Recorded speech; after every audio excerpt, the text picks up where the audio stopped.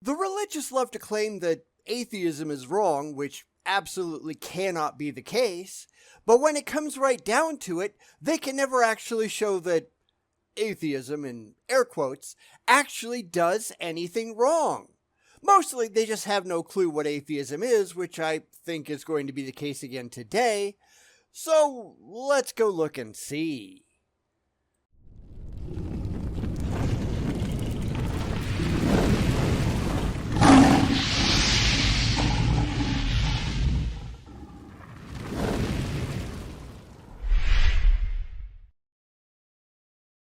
We're going to look at a video by Michael Millerman in which he claims that atheism has gotten something wrong.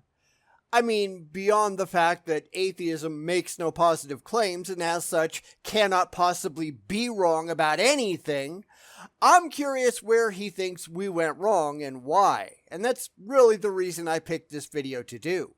I've got a feeling that by the end, I'm going to be very disappointed, which almost always happens, so let's go jump into it and find out.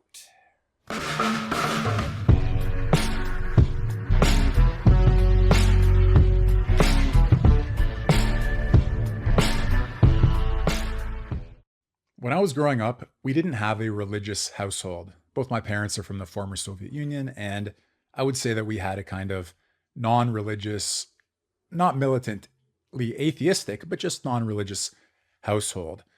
It's a good thing you're not there right now because the same is absolutely not the case today. Right now, the majority of Russians are Orthodox Christian, and there is an active attempt to demonize any other religion with fines, detentions, and criminal charges under the pretext of combating extremism. You know, by being extreme. Because that makes perfect sense, doesn't it? Russia is an example of how a country can go completely wrong by swinging between the extremes. When the government is trying to tell you what you're allowed to believe or not believe, something is seriously wrong. Although, when I was in my teenage years, at one point, my mom became religious. And as teenagers sometimes do, I rebelled. Now, the way I rebelled was I thought I would refute religion. Pretty straightforward, become a edgy teenage atheist. And that's how you don't do this stuff. Seriously, just rebelling for the sake of rebelling, that's childish, and granted there are a lot of people who do it that way, and I've got absolutely no respect for anyone who does. If you're going to become an atheist, do it for rational reasons. Granted, I think we all know most teenagers are dumb. It's hard not to be when you've got virtually no lived life experience and very little worthwhile education. I mean, we've got people coming out of high school who can't read and who think you is a word, but the great thinkers are not going to be teenagers in almost any instance, are they? I'm sure this is going to go somewhere, so let's get back to the video and try to figure out where it's headed. And so the way I do that with a bookish character is to go get a book that really makes the case. And so the book I picked up was called The Case Against God. Why did I think he was going to say something by Ayn Rand? It reminds me of the old John Rogers quote that says, "There are two novels that can change a bookish 14-year-old's life, The Lord of the Rings and Atlas Shrugged. One is a childish fantasy that often engenders a lifelong obsession with its unbelievable heroes, leading to an emotionally stunted, socially crippled adulthood unable to deal with the real world. The other, of course, involves orcs." But anyhow, I have that book, among many, many more, and it's decent. I can go with decent. I think a lot of these books are kind of pointless, since it isn't the atheist's job to make a case against God. It's the theist's job to make a case for it, and they're really, really bad at that. I don't have to convince anyone to be an atheist, since atheism is just the rejection of beliefs in gods for lack of evidence. I just have to show where the religious have no evidentiary support for anything that they believe, and in fact, their beliefs are absolutely irrational, wishful thinking that don't match up to anything in the real world. Anyone who understands that and is rational, they ought to reject it for cause. Atheism is hardly even a thing. It's the lack of a thing. And I bet this guy won't understand that, but let's see. And now it's a strange, unexpected turn of events, I guess, in my own intellectual history. And you probably have some version of this for yourselves, in which case I'd love to hear about it. And if you don't, maybe you will. But the effect that the book, The Case Against God, had on my intellectual development was that it showed me the weakness of atheistic criticisms of religion. And that's really the only reason I decided to do this video. I'm hoping he has something intelligent to say.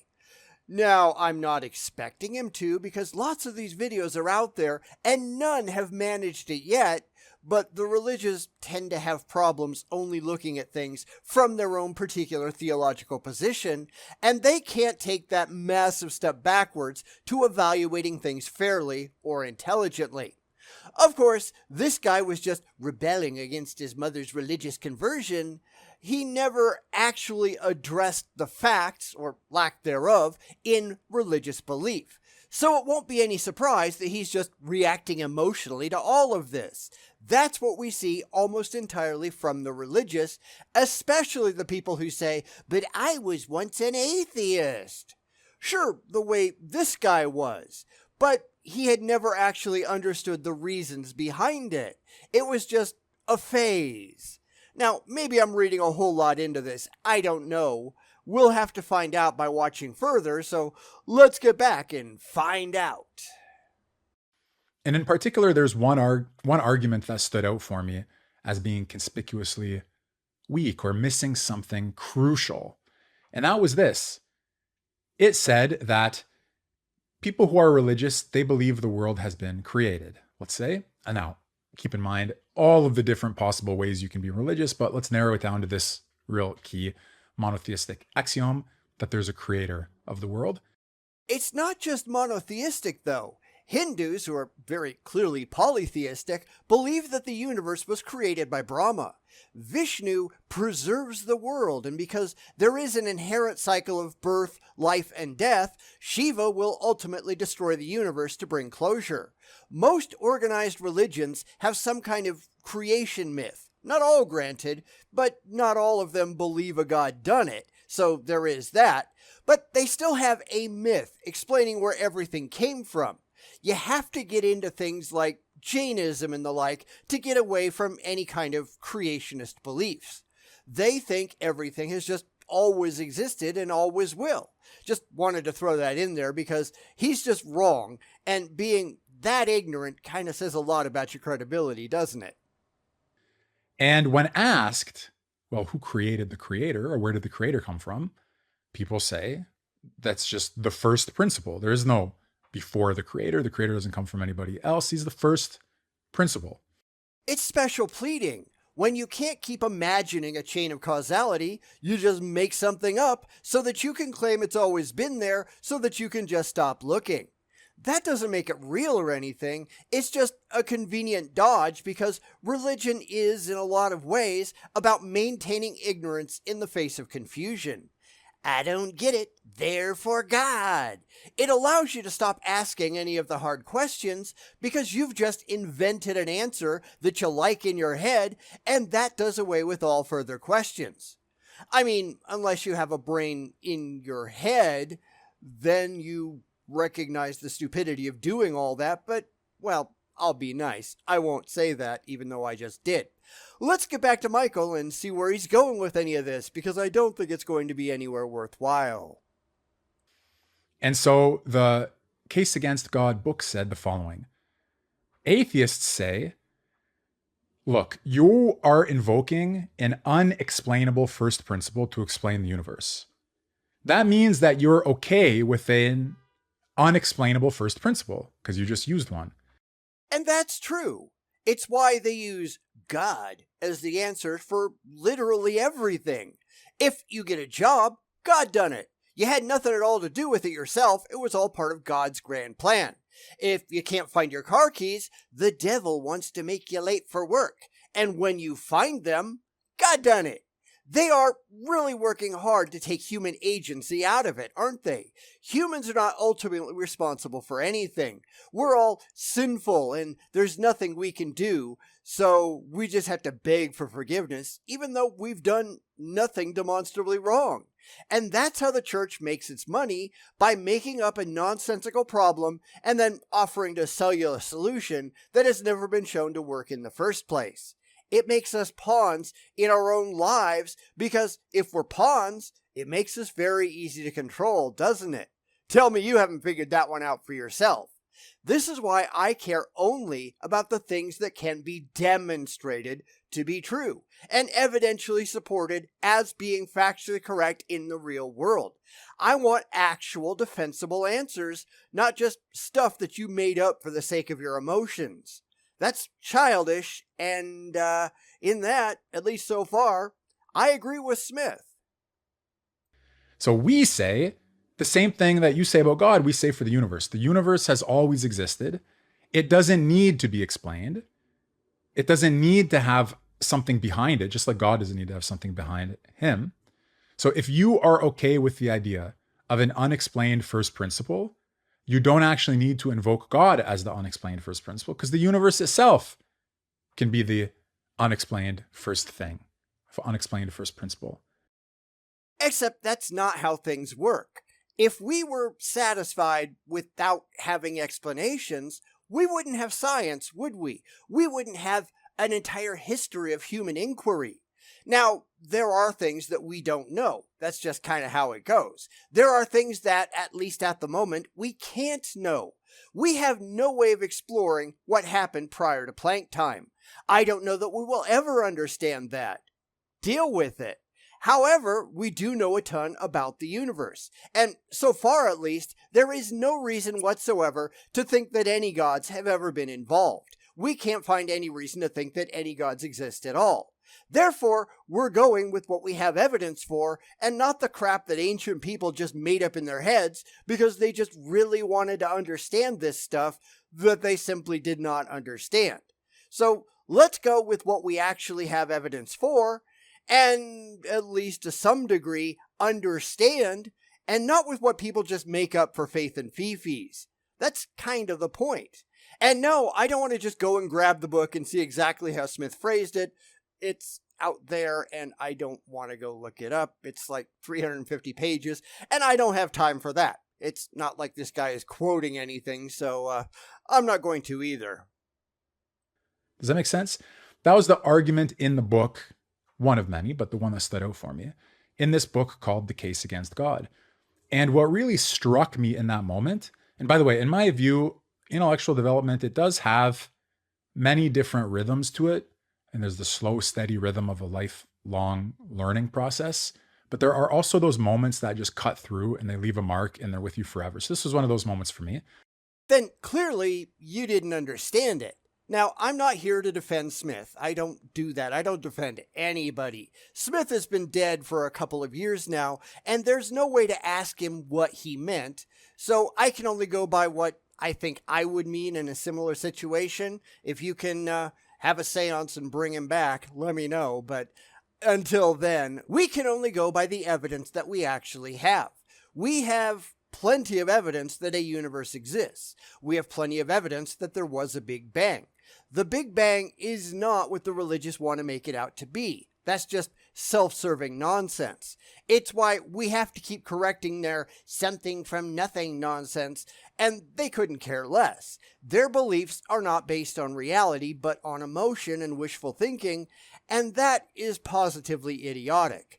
I'm not even going to look to see how Smith phrased things in his book, so I can't say if his lightning moment is even valid. Especially since I can't control how specific events affect individuals and their thinking.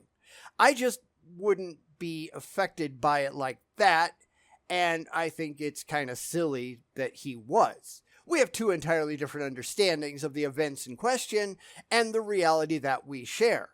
Mine is based on evidence, his, sadly, is not. Most of these religious discussions are just people talking past each other based on their own preconceptions anyhow.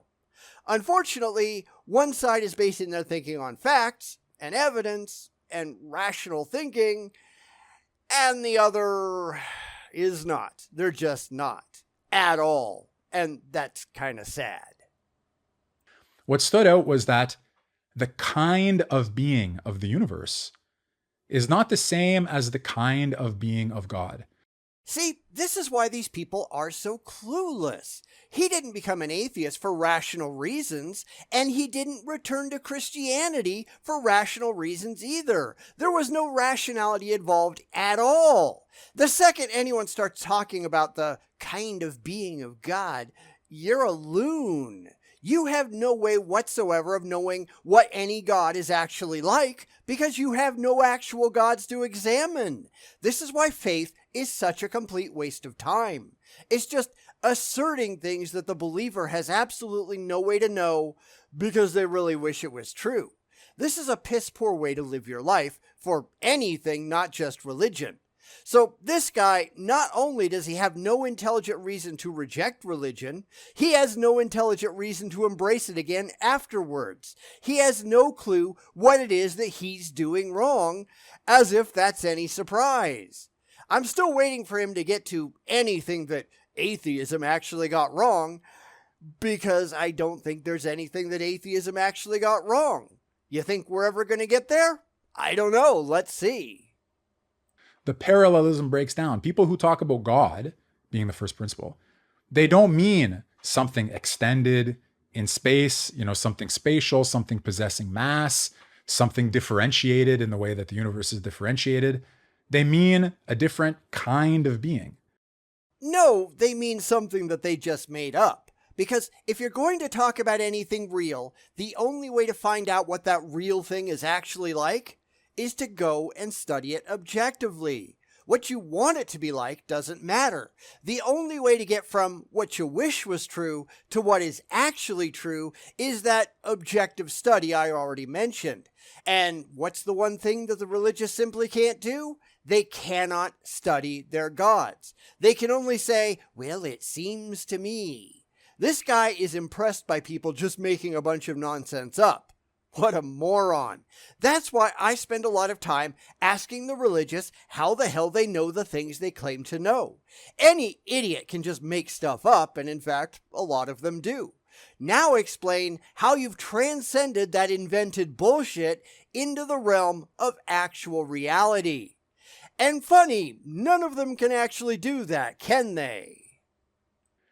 Now, the book had, to my recollection, or at least at the time, no notion of how that factors into the argument, no sensitivity to the breakdown of the parallelism. So again, atheists said, you invoke God as the first principle, but you can't explain God. Well, we just invoke the universe as the first principle, and we can't explain the universe. But the universe is real. We can demonstrate that the universe exists. I can prove it to you right now with a brick. You want me to do that? Come over here. The religious can do absolutely nothing of that sort with their gods. We don't understand everything about the universe, but we understand a hell of a lot, whereas the religious can't demonstrate anything about their gods. It's just stuff that they made up because it makes them feel good. Well, screw your feelings. Your feelings don't matter. This is the difference between atheism and theism. Atheism is taking what we demonstrably know and not pretending that we know things that we just don't.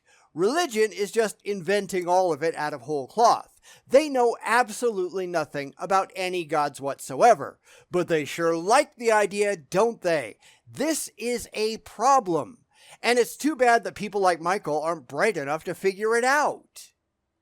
And if you're okay with an unexplained first principle, then you don't need, so they drew that parallelism. But the question of the kind of being makes everything much more difficult.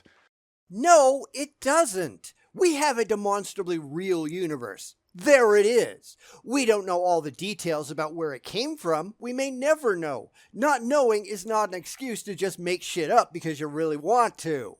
Just because you want to know, that doesn't mean that you do. You know what you know when you know it. And this is the problem with the religious. They aren't intellectually honest. They can't accept the limits of their own knowledge. They want to pretend to know things that they simply don't for entirely emotional reasons. Anybody who does that is a moron. These people have real problems. There's just no other way to say it. And I think that later, when I turned to the study of mysticism, when I turned to phenomenology, to fundamental ontology, metaphysics, and in particular, eventually, after a long journey, to Heidegger, where the reflection about clarifying what we mean by being is really at the heart of the intellectual project.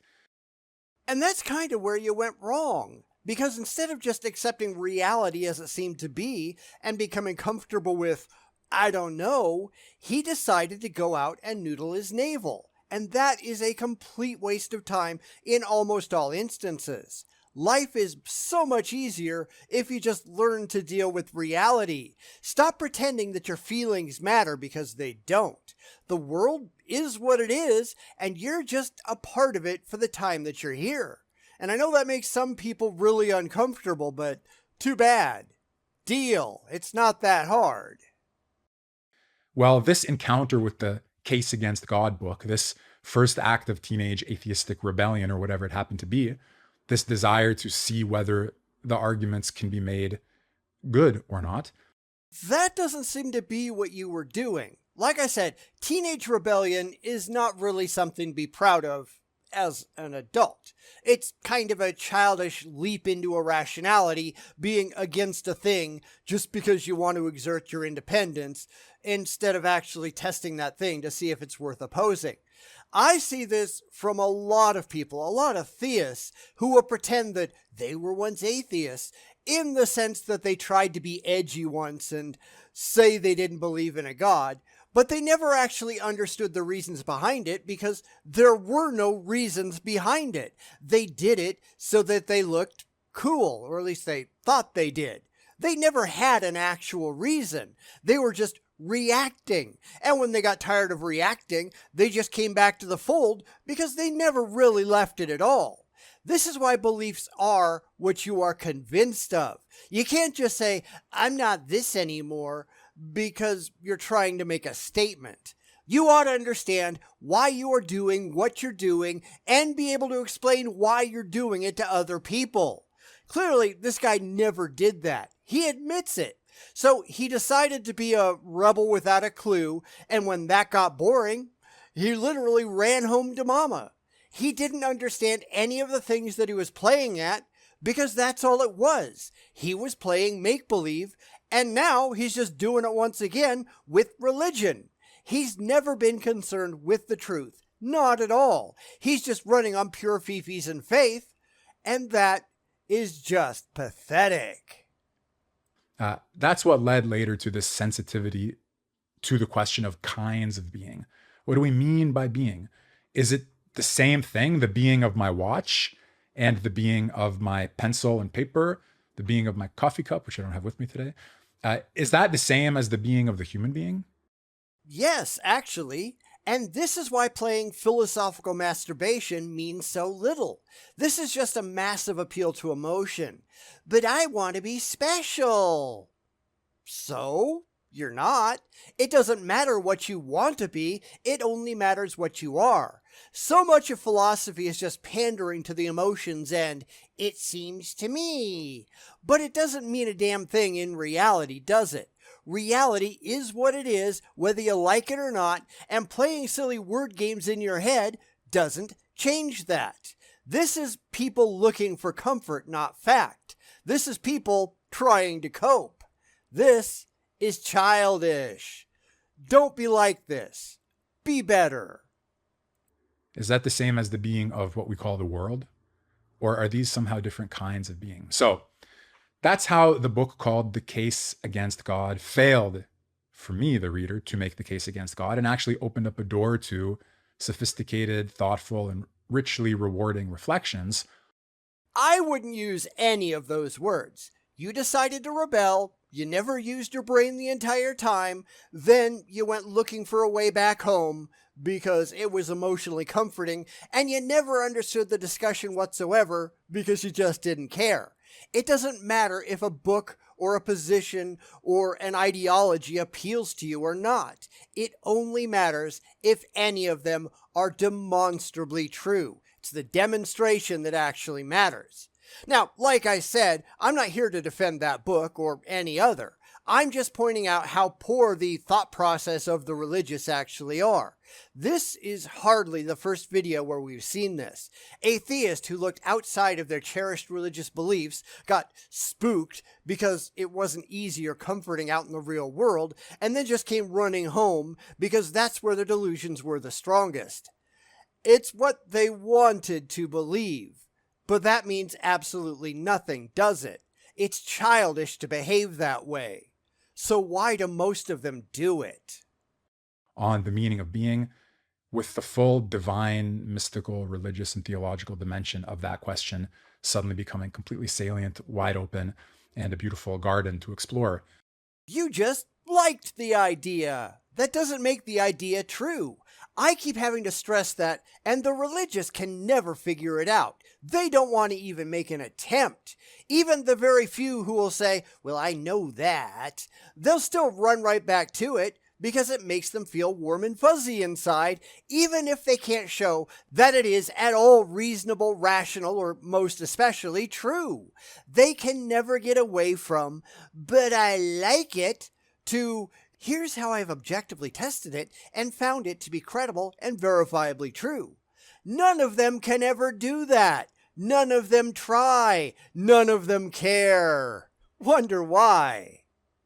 So I'd love to hear from you. Have you ever had a book like that sort of, you went into it with one intention in mind and you came out of it with the exact opposite result?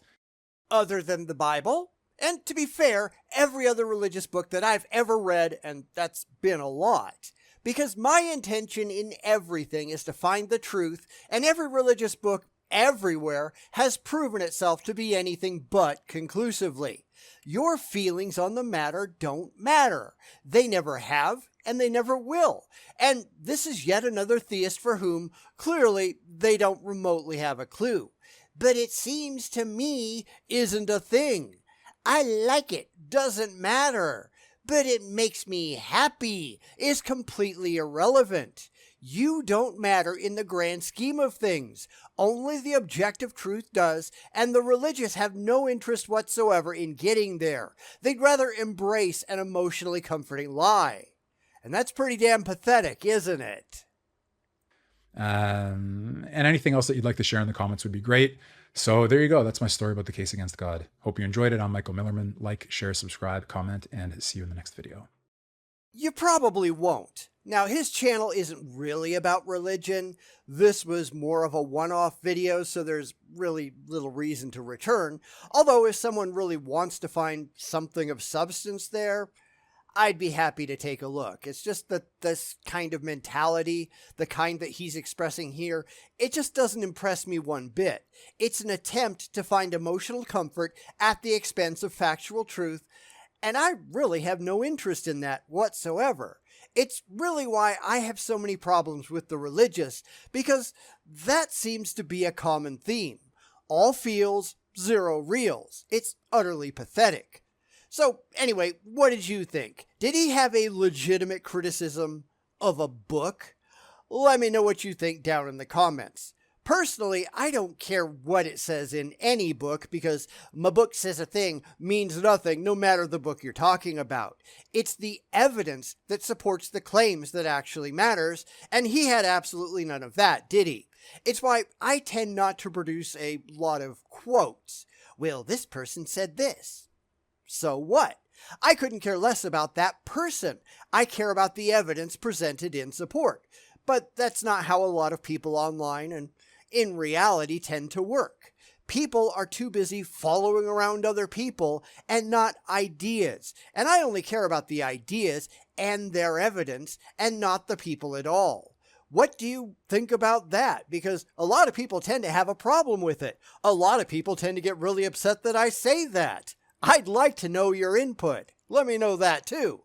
because I think that could be a very interesting topic for discussion, and that's what we're really here for, right?